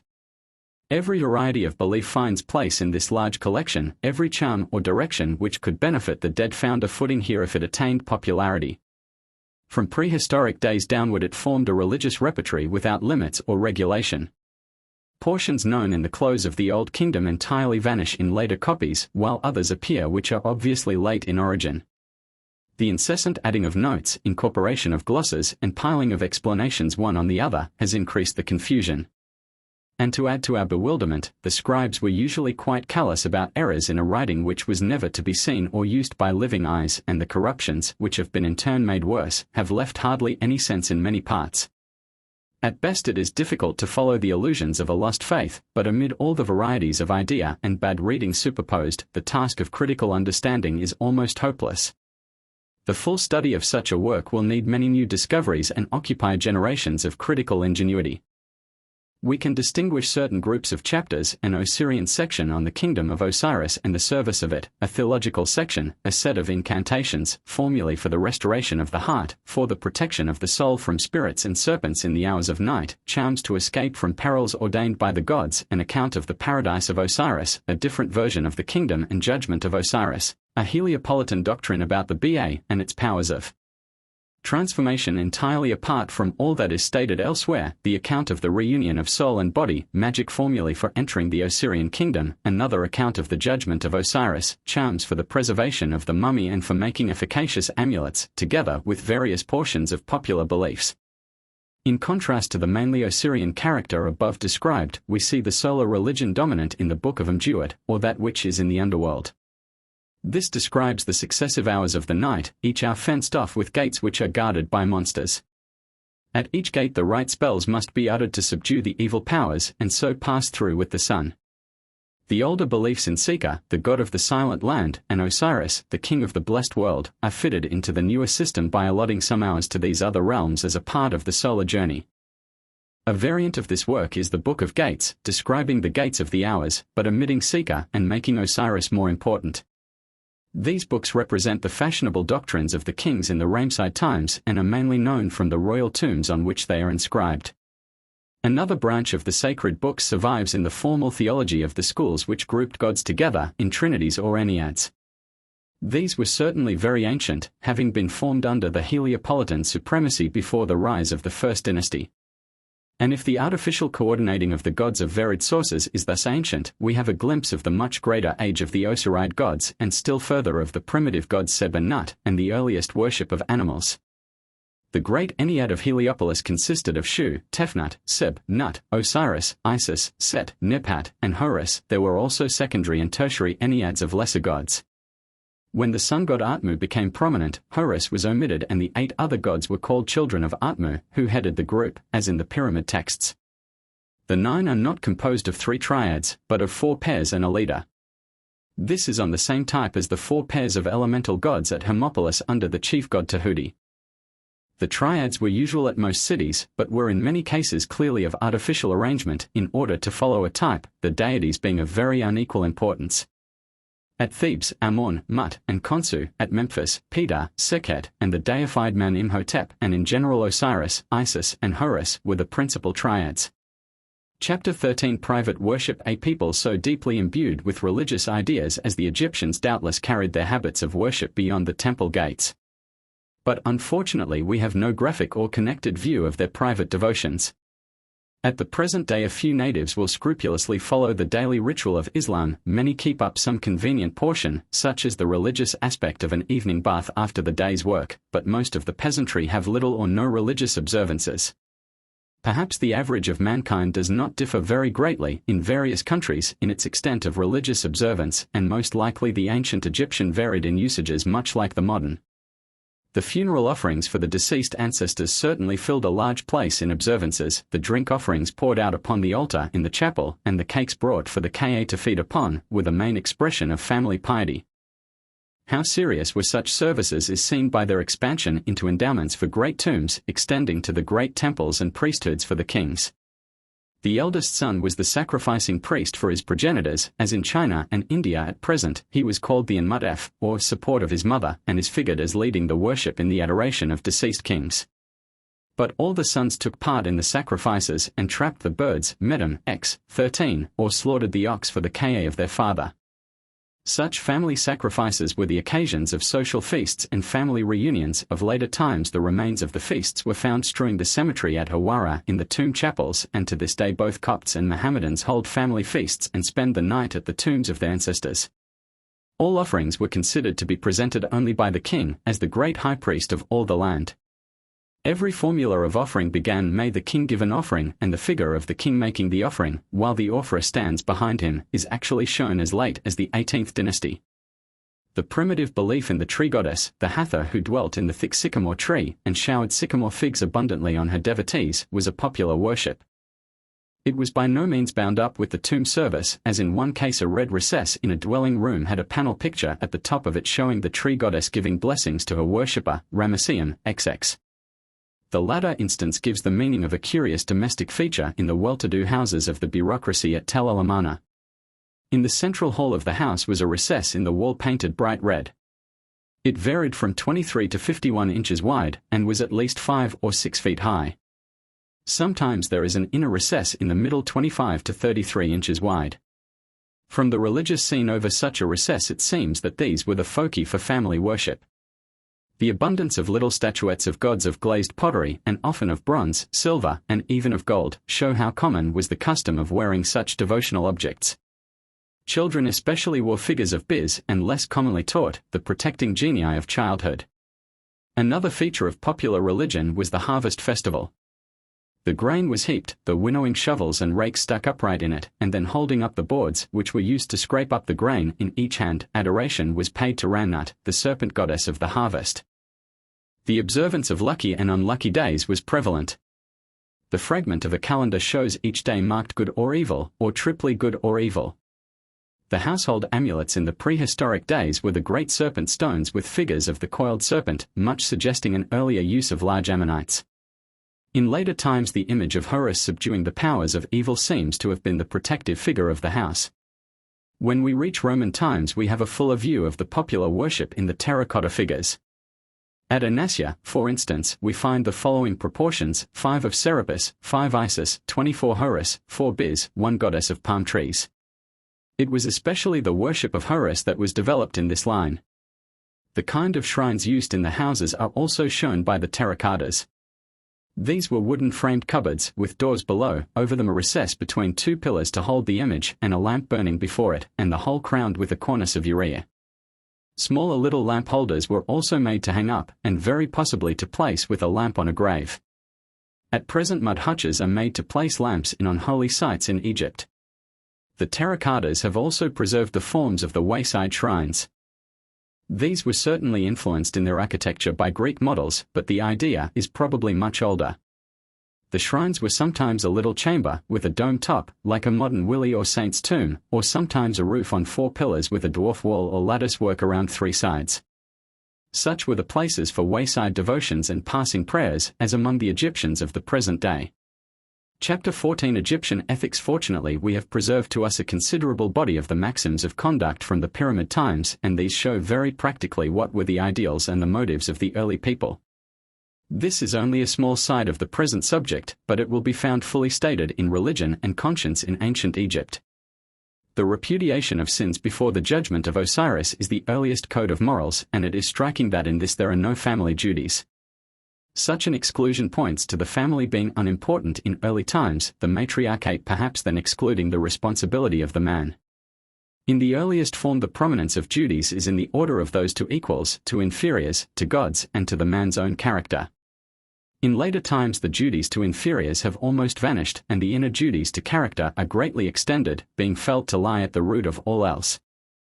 The ideal character was drawn in the maxims as being strong, steadfast, commanding, direct, self-respecting, avoiding inferior companionships, active, and above all truthful and straightforward. Discretion, quietness, and reserve were enforced, and a dignified endurance without pride was to be attained. In material things energy and self-reliance were held up, and a judicious respect for, and imitation of, successful men. Covetousness was specially reprobated, and luxury and self-indulgence were looked on as a course which ends in bitterness. The aspect of marriage depended essentially on property. Where a woman had property of her own, she was mistress of the house, and her husband was but a kind of permanent boarder. Though in early times and among the priestesses later, the choice by a woman was scarcely regarded as permanent. Where, however, the household depended on the work of the man, he naturally took the leading part. But the code of abstract morality and the dictates of common prudence between men and women were of as high a standard as in any ancient or modern peoples. No reasonable legislator would wish to add more, although 6,000 years and Christianity have intervened since the Egyptian framed his life. The family sense of duty in training and advancing a man's sons was strongly urged. In the general interchange of social life, perhaps the main feature was that of consideration for others. A higher standard of good feeling and kindliness existed than any that we know of among ancient peoples, or among most modern nations. The council hall of the local ruler was the main theatre for ability, and the injunctions to be fearless and at the same time gentle and cautious would improve the character of any modern assembly. The greater number of precepts, however, relate to the judicious conduct toward inferiors. Justice and good discipline were the necessary basis, but they were to be always tempered by respect for the feelings and comfort of the servants. The religious aspect of ethics was almost confined to the respect for the property and offerings of the gods. But the more spiritual side was touched in the precept, that which is detestable in the sanctuary of God are noisy feasts. If thou implore him with a loving heart, of which all the words are mysterious, he will do thy matters, he hears thy words, he accepts thine offerings. The permanence of the Egyptian character will strike anyone who knows the modern native. The essential mode of justification in the judgment was by the declaration of the deceased that he had not done various crimes, and to this day the Egyptian will rely on justifying himself by sheer assertion that he has not done wrong, in face of absolute proofs to the contrary. The main fault of character that was condemned was covetousness, and it is the feeling which wrecks the possibility of Egyptian independence at present. The intrusion of scheming underlings between the master and his men is noted as a failing, and exactly this trouble continually occurs now when every servant tries to turn his position to an advantage over those who do business with his master. The dominance of the scribe in managing affairs and making profits was familiar in ancient as in modern times. And recent events in Egypt have reminded us of the old fickleness shown in the saying, "Thy entering into a village begins with acclamations, at thy going out thou art saved by thy hand." Chapter 15. The influence of Egypt. How far Egypt in its earlier days had influenced the faiths of other countries we cannot trace, owing to our ignorance of the early civilizations of the world. But in the later times the extension of the popular religion of Egypt can only be paralleled by the spread of Christianity or Islam. Isis was worshipped in Greece in the 4th century B.C., and in Italy in the 2nd century. Soon after she won her way into official recognition by Sulla, and immediately after the death of Julius, a temple to Isis was actually erected by the government. Once firmly established in Rome, the spread of imperial power carried her worship over the world. Emperors became her priests, and the humble centurion in remote camps honored her in the wilds of France, Germany, Yorkshire, or the Sahara. Not only Isis but also Osiris claimed the world's worship. In the new form of the Osir-Hapi of Memphis, or Serapis, the Ptolemies identified him with Zeus, both in appearance and by attributes. And, by the time of Nero, Isis and Osiris were said to be the deities of all the world. An interesting outline of this subject will be found in Professor Dill's Roman Society from Nero to Aurelius. Besides these parent gods, their son Horus also conquered the world with them. Isis and Horus, the Queen of Heaven and the Holy Child, became the popular deities of the later age of Egypt, and their figures far outnumber those of all other gods. Horus in every form of infancy was the loved bambino of the Egyptian women. Again Horus appears carried on the arm of his mother, in a form which is indistinguishable from that adopted by Christianity soon after. We see, then, throughout the Roman world the popular worship of the Queen of Heaven, Mater Dolorosa, Mother of God, patroness of sailors, and her infant son Horus the Child, the benefactor of men, who took captive all the powers of evil. And this worship spread and increased in Egypt and elsewhere until the growing power of Christianity compelled a change. The old worship continued, for the Syrian maid became transformed into an entirely different figure, Queen of Heaven, Mother of God, patroness of sailors, occupying the position and attributes already belonging to the worldwide goddess, and the divine teacher, the man of sorrows, became transformed into the entirely different figure of the potent child. Isis and Horus still ruled the affections and worship of Europe with a change of names. Egypt also exercised an immense influence upon the Church in the Trinitarian controversy. That was a purely Egyptian dispute between two presbyters brought up in the atmosphere of intricacies about the Ka, the Ku, the Khat, the Ba, the Sahu, the Kabat, and the various other entities which constituted man. To carry forward similar refinements concerning the divine nature was as congenial to such minds as it was incomprehensible to the Western. And the dispute finally rested on the question of whether, before time, was the same as from eternity. Such was the struggle which Arius and Athanasius thrust upon the Church, a dispute which would never have been heard of in such a shape but for their Egyptian origin. In another direction, Egypt was also dominant. From some source, perhaps the Buddhist mission of Asoka, the ascetic life of recluses was established in the Ptolemaic times, and monks of the Serapeum illustrated an ideal to man which had been as yet unknown in the West. This system of monasticism continued until Pachomios, a monk of Serapis in Upper Egypt, became the first Christian monk in the reign of Constantine. Quickly imitated in Syria, Asia Minor, Gaul, and other provinces, as well as in Italy itself, the system passed into a fundamental position in medieval Christianity, and the reverence of mankind has been for 1500 years bestowed on an Egyptian institution. We thus see how the religious ideas of 6,000 years or more have still survived and continued their power over civilized man, renamed but scarcely changed, and it is shown how new religious ideas can but transform, but not eradicate, the ancestral beliefs of past ages. Index bolded page numbers refer to bolded entries on their target pages. Armies, 42.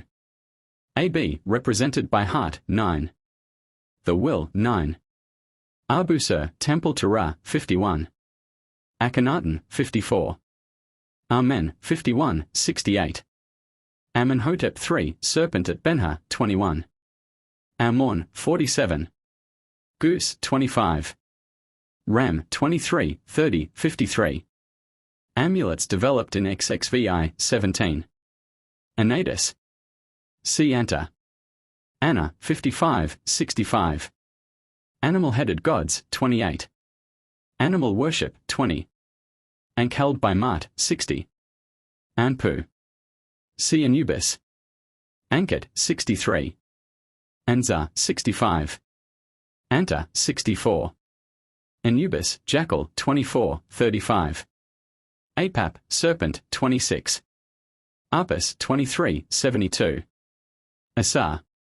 C. Osiris. Asari, 65. Aset. C. Isis. Ashtaroth, 23, 64, 65. Asir. C. Osiris. Astarte. C. Ashtaroth. Astharth. C. Ashtaroth. Aden, 54. After, 65. Atmu, 51, 53, 68, 80. Ba, associated with Sahu, 9. Human-headed bird, 9. In Book of the Dead, 78. Requires food, 9, 13. Baal, 64. Baboon Tahuti, 22. Bantanta, 64. Bast, lioness, 22, 33, 62. Bastet, 33. Benha, a Gathademon serpent, 21. BS, 62. Children wear figures of, 83. Body not preserved in early times, 16. Bones preserved in prehistoric times, 18. Book of Mduat, 78. Book of the Dead, 37, 38, 76-78. Book of Gates, 79. Bubastis, 22. Buddhist Mission, 92. Bull, eaten by worshippers, 20. Worship, 22, 23. Burial, offerings, 7. Position of body, 7. Budo, 42. Biblos, Osiris's coffin at, 39. Compound names of gods, 28. Cobra, 25. Crocodile, 25. Dad, 68. Deduan, 63. Demons, 5. Dendera, 63. Earth, creation of, 67. Edfu, hawk worship, 24, 45. Ekman, 59. Eldest son offers to ancestors, 82. Entities, to vitalize the body, 8. Eye of Horus, 46. Fates, 7 Hathors, 60. Fayum, crocodile worship, 25, 72. Fish worship, 26. Frog, Hecht, 34. Future life, 12. God, Christian view of, 5. Hebrew view of, 6. Jealous, 5, 54. View of, held by Islam, 5. Gods, Chinese views of, 3. Communications from, 3. Divine, merged in human, 3. Great gods, 3, 5. Grouped owing to political unions, 5. Misunderstanding of, 1. Mortality of, 2. Non-existence of other, 5. Offerings to, 2. One to a city, 4. Profusion of, 3. Siberian views of, 3. Suffering of, 2. Sumerian views of, 3, 65. Turanian views of, 3, 4. Wife of, 2. Harmakis, 46. Hathor, 60. Cow, 23. Sinai Temple, 22. Tree Goddess, 13, 83. Hadi, the physical heart, 9. Happy, 56. Bull, 23. Hawk, 24. Heart, weighed against feather, 14. Hare, 61. Hecht, 34. Heliopolis, associated with Ra, 18, 51, 52. Hermopolis, 32, 61. Hershefi, Ram, 23, 34. Heru. See Horus. Hierakonpolis, boats, 18. Hawk worship, 24, 45. Hippopotamus, 24. Hittite god Sutek akin to Set, 64. Goddess Anta, 64. Horus, 35, 44, 91. Hawk, 24. Overcomes noxious creatures, 27, 46. Ra's eyes obtained 4, 10. A self-existent god, 4. Stands on Nub, 46. Supersedes Set, 34. Hyksos, 42. Ibis, Tahuti, 25. Ichneumon, 24. Immortality, Egyptian belief in, 7. Isis, 43, 90-92. Ennead of Heliopolis, 80. Obtains name of Ra, 10. Virgin Goddess, 4. Isit. See Isis. Istar, 65. Italy and Isis worship, 44, 90. Jackal, 24. Ka, the activities of sense and perception, 7. Funeral offerings made 4, 8, 13, 73, 82. Persistence after death, 8. Represented by arms, 8. Karnak, Amon, god of, 47. Kak, 61. Kart, the material body, 9. Kabat, the shadow, 9. And witchcraft, 11. Kentamenti, god of the dead, 16. Konsu, 48. Kepra, 54. Ku, represented as a crested bird, 8. The spirit, 7. Knumu, 32. The creator, 32, 67, 68. Ram, 23, 32. King's souls as hawks, 24. King's pledge to Ra, 50. Coptos, 59. Lados, 26. Lepidotos, 26.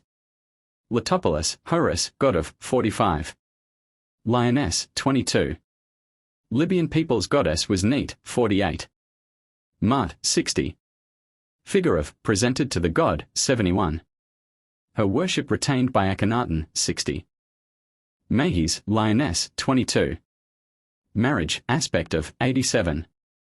Memphis, Pedo worship, 58. Mina, ibis on tablet, 33. Mentu, 33. Bull, 23. Meristrut, 64. Merniat, 48. Mitsiga, 31. Serpent, 26. Milky Way the Heavenly Nile, 14. Minute, 59. Monastic System, 93. Monotheism, combinations of, 4. Mosaism, 5. Mummifying customary in 3 and 4 dyn. 17. Mut, 48. Vulture, 25. Name equals Ran, 10. Power of, 10. Nebhat, 43. See Nephthys. Neat, 48, 62. Nefertum, 61. Nekebt, 32. Nenu, 61. Nephthys, 44, 80. Nelopolis, Worship of Happy, 57. Nu, 61. Nut, 55, 67, 79, 80. Obelisk, Emblem of Ra, 51. On. See Heliopolis. Onuphis, Crocodile Worship, 25. Osiris, 37. Creator, 68. Osiris in Sacred Books, 78 to 80. Kings Called, So, 18. Ram Worship, 23. Osirian Kingdom, 13, 78. Employment in, 14. Predominant in XXVIDYN. 18. Situation of, 14. Slave figures do the work, 15. Oxyrhynchos, 26. Pan identified with Minute, 69. Phagros, 26. Plutarch, 38. Polytheism, 5. Prayer, positive rather than negative, 11. Priests, titles of, 74, 75. Peter, 58. Bull, 23. Creator, 67. Pyramid inscriptions, Osiris, 18. Ra, 18. Kadesh, 64. Ra, 50. Bull, 23. Combined with Ammon, 46. Eyes obtained by Isis, 10. Hawk, 24. Predominant in 19, 18. Progressive, 15. Ram Worship, 23. Ran, the name, 10. Rannut, Serpent, 26, 84. Red Sea, Minute from, 59. Religion, Purpose of, 11. Resef, 64. Reshpu, 64. Ritual, 70. Sa, 73. Safek, 61. Sahat, associated with the BA, 9. Sayas, neat worshipped at, 49. Sadi, 63. Scorpion, 26. Seb, 55, 67, 79, 80. Sebek, 25, 34. Seeker, 31. God of Silent Land, 79. Mummified Hawk, 24. United with Peter, 59. Sekhem, the force or ruling power, 9. Sekhet, Lioness, 22. Sekhmet, 33. Self-satisfaction of Egyptian religion, 11, 89. Selk, Scorpion, 26. Senusadi, 51. Serapis, 23, 91. Serpent, Amulet, Prehistoric, 21. Of Amenhotep III, 21. At Epidaurus, 72. Cobra, 25 to 26. Set, 34. Crocodile, 25. Ennead of Heliopolis, 80. God of Asiatic Invaders, 41. Hippopotamus, 24. Shamanism, 3. Sheikh Serpent, 26. Shrewmouse, 24. Shrines, 70, 80. Shu, 56, 67, 80. Sistrum in form of Hathor head, 60. Sopdu, 55. A mummy hawk, 25. Sol, continues near cemetery, 12. Goes to Osirian Kingdom, 13. Journeys in sunboat, 15. Spioza Temidos, 22. Sphinx represents a king, 30. Strabo, 25. Sumerian gods, 65. Sutek, 63. Swallow, sacred, 25. Syria, Osiris Kingdom in, 14. Tahuti, Cthth, baboon, 32. God of Wisdom, 22. Ibis, 25, 32. Tayot, children wear figures of, 83. A foreign goddess, 62. Hippopotamus, 24. Tefnut, lioness, 22. Theology of Aryans, 4. Of Chinese, 4. Compound, 5. Definition of, 3. Theology, monotheism first stage of, 4. Of Semitic races, 4. Thinis, 55. Tthth, C. Tahuti, God of Writing, 32. Creator, 67. In Osirian Kingdom, 14. Totemism and Animal Worship, 20. Triads, 79, 80. Tum. Si Outmu. Wazet, 26, 32. Serpent, 26. Vulture, 25. Witchcraft, 3. Worship of Egypt spread over the world, 90 to 93. Printed by T. and A. Constable, printers to His Majesty at the Edinburgh University Press. Religions, Ancient and Modern. Animism. By Edward Clodd, author of The Story of Creation. Pantheism. By James Allinson Picton, author of The Religion of the Universe. The Religions of Ancient China.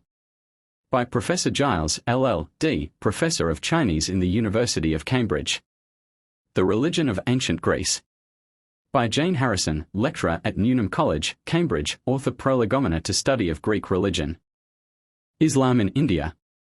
By T. W. Arnold, Assistant Librarian at the India Office, author of The Preaching of Islam. Islam. By Syed Amir Ali.